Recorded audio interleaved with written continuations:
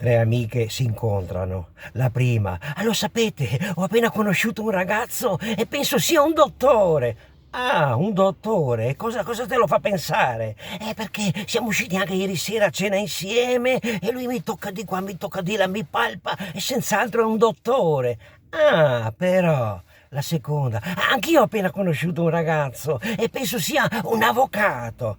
Un avvocato? E come lo puoi pensare? È perché anch'io sono uscita a cena con lui un paio di volte e parla sempre lui, e senz'altro è un avvocato. Ah, però, la terza: tu l'avvocato, tu il dottore, anch'io ho conosciuto un ragazzo da poco e sono uscita un paio di volte con lui e penso sia un contadino."